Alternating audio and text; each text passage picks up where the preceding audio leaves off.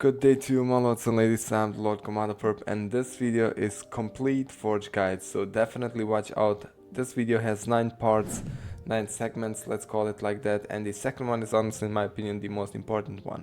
So let's go straight into it. So number 1 is crafting. And here are really 2 tips that you have to watch out for. First one is, of course, the higher the level of your forges, the better the tiers and the more sets you will be able to craft. Also, your forge level depends on your settlement level.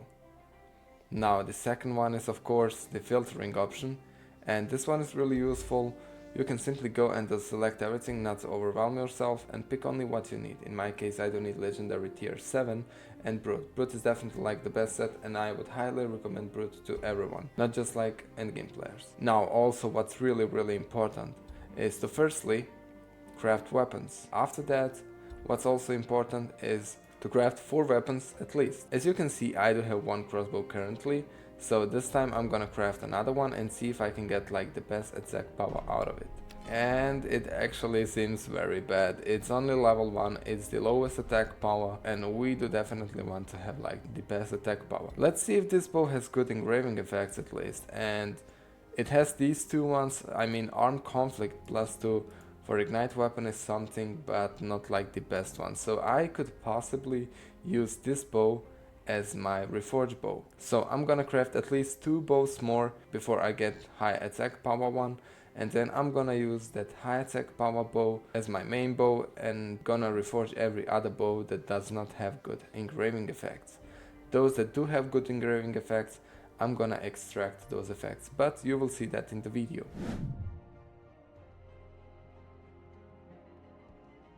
How to correctly choose your equipment, and this one is the most important in my opinion. Let me show you this, guys. You can see that I do have 3 swords, and one of them is already reforged 2 times. Now the reforged one has the most attack power, and this is really, guys, what we are looking for. We do want swords and bows that have like the most attack power. Even stage 4 is decent one, so if you get like stage 4 legendary sword or bow, you can definitely go with it, because it's really hard to get the stage 5. Now let's see my other 2 swords. For example, this one, as you can see, is pretty bad, but it has really good engraving effect and its slashes enhanced. In my opinion, this is one of the best engraving effects that you can have on your knight. This way your slashes are gonna become even stronger, guys. So I'm gonna use this sword as my extracting sword, because I'm gonna extract those slashes enhanced and try to apply it to my stronger sword, because this way we are creating our ultimate weapon, guys. And as for the other sword, it has really bad engraving effects, it has really bad attack power. That means that I'm gonna use that sword as my reforged sword. Now of course, every legendary equipment can be reforged 3 times. I already reforged this one 2 times. I've got these 2 additional reforged effects, active skill increase and critical strike rate. Now I'm gonna use this reforged sword and then reforge this one for the 3rd time to like complete my reforged count. So this is, guys, how you basically choose your ultimate weapon. Long story short, you craft several swords, you choose one with the highest attack power. After that you choose 3 swords that have really bad engraving effects that you want to reforge to your main sword, and then you choose like 2 swords that have good engraving effects, extract those effects and apply to your main sword. That way you are gonna have your ultimate sword, and the same thing you do want to do with your crossbow as well.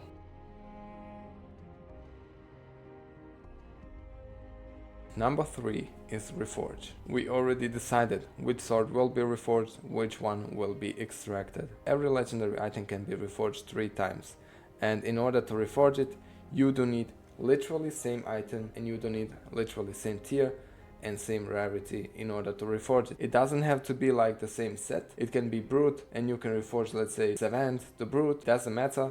Only what matters is to be same tier, same rarity and the same item. So this is my strongest sword with the most attack power that I want to create like the ultimate sword out of it.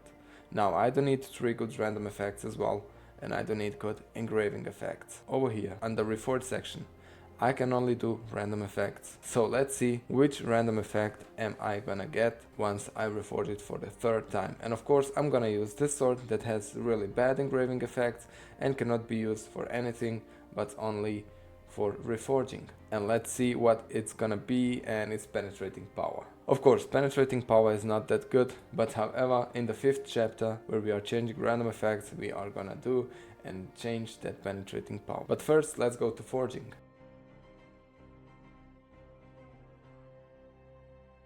What is forging? Well guys, this one can be actually useful. Let's say I do have this sword that has level 1 strength. If I do have really good engraving effects on this one, let's say slashes enhanced and igniting strike +4, but its attack power is really low, then I can use golden dragons and try to forge it in order to get the stage 4 or stage 5 guys. Of course, the chances are still pretty low. This way you don't have to like go and slash many ferocious beasts in order to get legendary pelts, but this way you can like instantly give some golden dragons and in return maybe get some good attack power from it.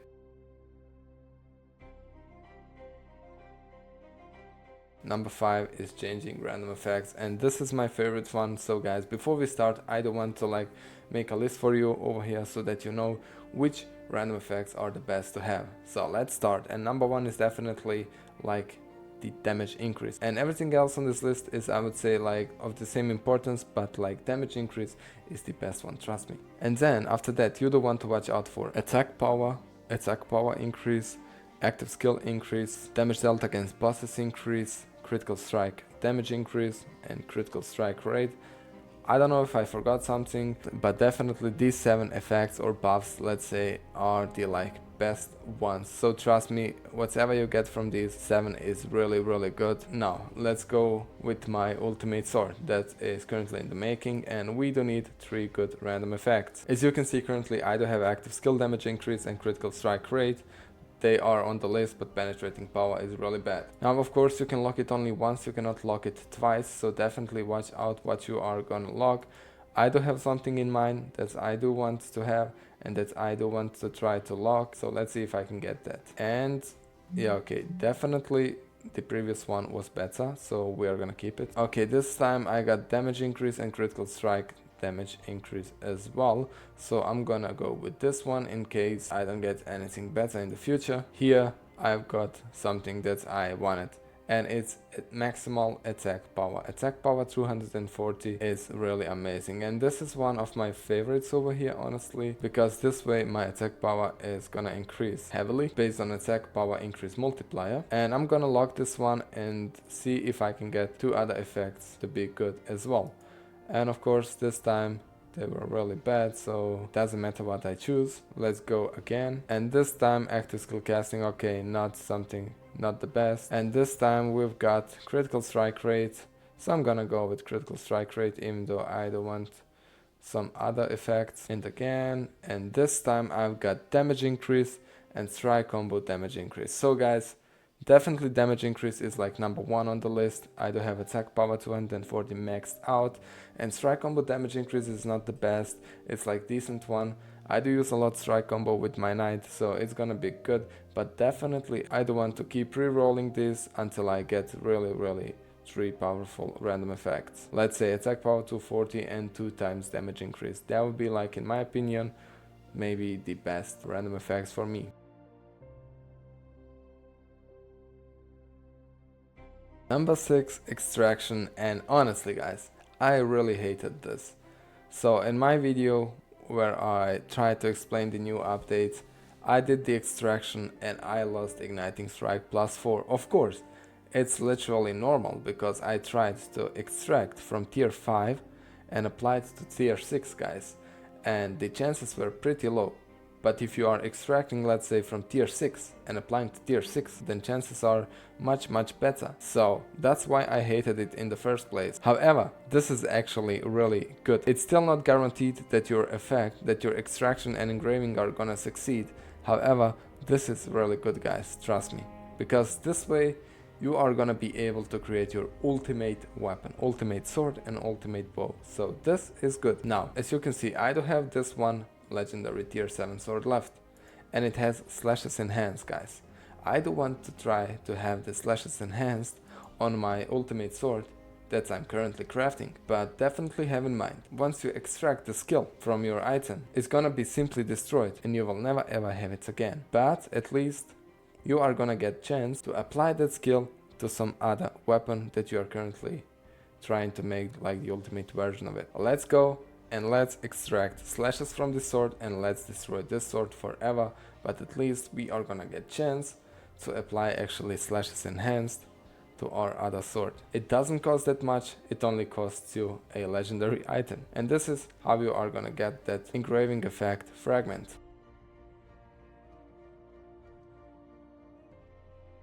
And number 7 is engraving. So basically you firstly extract that effect and then you engrave it to your weapon.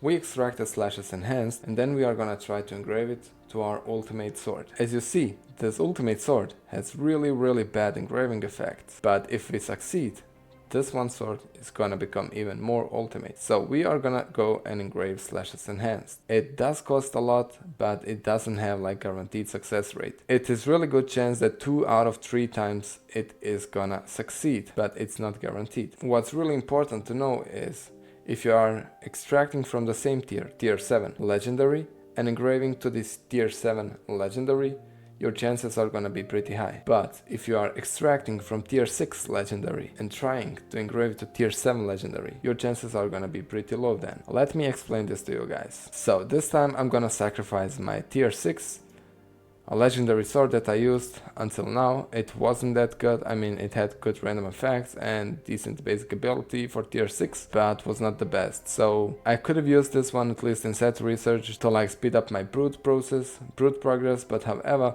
I'm gonna do this for the video. I'm gonna extract tier 6 effect, and now let's compare those effects. Tier 6 has basically 30% chance of success, and tier 7, I mean legendary tier 7, has 65%, like, I mean, slightly more than 2 times better chances. So let's choose which one engraving effect we are wanting to change, and of course I'm gonna go with this stupefy because it's not like anything good. It's on pommel strike and nobody is using it honestly.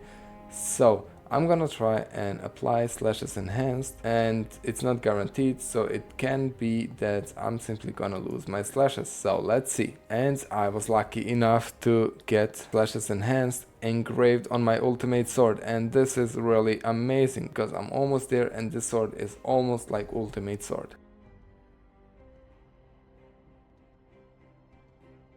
Now, of course, let's do the sword review. I do recommend you guys to always do your sword review, your crossbow review, and see what you can actually improve, because really attack power and good effects are what is gonna bring you more damage per second, guys. And let's see my sword. So I do have like the most attack power out of it. I was lucky enough to get this. It's not that I crafted like 30 swords last season and didn't get any with the most attack power. I mean, it was about time, honestly. Now let's go to engraving effects, and as you can see, slashes enhanced was successful. Now I do need other really good engraving effect, and I'm gonna go for something, let's say igniting strike plus, or let's say armed conflict or boost moral enhanced. We are gonna see about that, but definitely we do want to put some other engraving skill as well that we are gonna use. Now if we go down here to our reforge count, it's maxed out, and I do have 3 reforge effects over here. Definitely it can be better. I mean, for example, if I am to have, let's say, attack power and then 2 times damage increase instead of this strike combo damage increase, then it's gonna be much better. So that's what I still have to do on my sword for it to become the ultimate sword, guys. So always do your weapons review, and once you finish like one weapon, let's say sword, then go and do the same for your crossbow.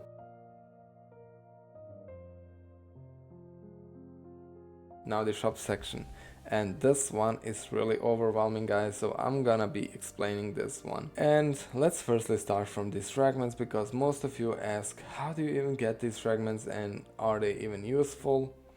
So yeah, I'm gonna break this down for you guys and you are gonna understand it. Now let me quickly craft one tier 7 epic item, and then I'm gonna go to extraction and extract this really bad engraving effect. It doesn't cost that much, only like 1000 of copper or something, And then simply I'm gonna open my inventory, go to equipment part, and over here you do have the option to salvage extracted engraving effect. So basically, once you salvage it, there is also a chance to get 1 to 3 those fragments that are much needed in that shop. This time we got 2, so basically it's like we do it like 4 times, we're gonna have like 8 fragments, and then we are gonna be able to buy this one equipment part. So as you can see, I do have 2 fragments now. So how is this meant to work actually? Well, this is basically meant for you to extract really bad skills, to salvage them and collect these fragments. Once you collect some number of fragments, you can basically exchange it for that equipment part. And then from that part, it can be that I get again that bad skill that I actually extracted. I mean, it is a bit overwhelming and it's not like that special, it's not like that much important. So guys, definitely if you want to complicate your life, you can go with this, but honestly, I would like recommend you to stay out of it because it's not like that much important, and you can only lose your equipment that you can use into set research and increase your set research, honestly I mean. So definitely I would say don't complicate your life, and simply if you have really bad engraving effects, use that equipment in set research. If you get like good engraving effects, you can extract those effects and then maybe try to apply it and create your ultimate weapon. So it is what it is. I mean, that's the best way, honestly. But also there are some other items in the shop. As you can see, jewelry enhancement tools. We do have also then defensive enhancement tools, and we do have weapon enhancement tools. Now I'm gonna explain you what is this and why is this actually good, but also a little bit bad. Now we do have this enhance option, and over here you can enhance spots. Not your weapons, not your equipment, but spot where your equipment is. I do have, for example, my weapon slot enhanced on level 26. It's not my sword that's enhanced on this level. I can put any sword over here, but my slot level, for example right now 26, is gonna like stay forever. And I can change as much weapons as I want, but my spot level is gonna stay the same. And this is actually good because enhancing those spots is gonna give you a lot of momentum, because we all love momentum, but also it's gonna give you a lot of power, it's gonna give you a lot of defensive stats as well, which is now getting a little bit important. And also you can enhance your jewelry, which is also really cool. Now once you hit over level 20, you are gonna have to use green enhancement tools. As long as you are under level 20, you are gonna have to use gray tools. And definitely based on jewelry enhancement spots, it's not worth actually investing into left earring and right earring, but only into necklace and rings, because those spots are gonna give you attack power and earrings are gonna give you only defensive stats. But now how do you get even those green, gray, blue and purple boxes? Well, you will be getting that throughout various content in this game, guys. As you play ferocious beasts, you are gonna be getting some weapon and defensive enhancement tools. As you play, let's say, Echoes of the Past, you will be getting jewelry enhancement tools. As you play bandit camps, you will be getting weapon and defensive tools. As you play enemy hideout, you will also be getting those tools as well. As you play Altar of Memories, you will be getting those enhancement tools. As you play Altar of Lost Memories, you will be getting jewelry enhancement tools. If you play Dragon, you will also be getting jewelry enhancement tools. What's really important to know is that there are no epic jewelry enhancement tools, but only epic weapon and defensive enhancement tools. Now, of course, there is a way to exchange your purple enhancement tools for gray or green or blue enhancement tools. And that way you are gonna lose pretty good amount of tools, but that's the only way for you to actually get those tools. Now it's funny, as you can see, 5 blue enhancement tools are giving you 1 purple. But over here 1 purple is giving you only 2 blues, not 5 blues. And that's what I was talking about. Those deals are pretty bad. But you have to do that in order to get like to, I don't know, level 80 or something, in order to use those purple tools. It is what it is. That's like the only way currently to be able to get those, let's say, gray, green and blue tools, unless you want to go to some lower levels, on some lower world levels, to earn those tools. I don't know if it's that much worth it, but I mean, you can simply continue playing on the highest world level that you can and simply go with the best tools that you can get and simply go and exchange them as well. Now, of course, currently I do need green enhancement tools, so in my case I will have to sacrifice those purple tools in order to get the green ones, in order to like enhance my levels. I'm gonna simply exchange every one into my greens because I do need greens right now heavily. I'm gonna do the same for my defensive enhancement tools, and since we do not have like epic jewelry enhancement tools, I'm simply gonna use those blue ones. I'm gonna exchange my blues for some green and for some gray enhancement tools, because for jewelry I still do need some grays and I do need also some greens as well. Now let's go and let's enhance those pots. Honestly, cost is pretty high, I do have to say, especially when the success rate is pretty low and then you have to like do at least 5 or I don't know 10 tries, and then you have to basically pay I don't know 50k copper just to get one level, let's say from 27 to 28. It pretty sucks. That means that you really need a lot of copper. This could have been better. I mean, those costs should have been like at least 10 times lower, but it is what it is currently. Maybe in the next updates they are gonna be slightly better, but we are gonna see about that. Now I'm left without copper, so I cannot enhance it anymore, but basically it works on this principle. So yeah, my lords and ladies, that will be it from this video. I hope you enjoyed, I hope you learned something new. I will be seeing you in the next one. Until then, have fun and goodbye.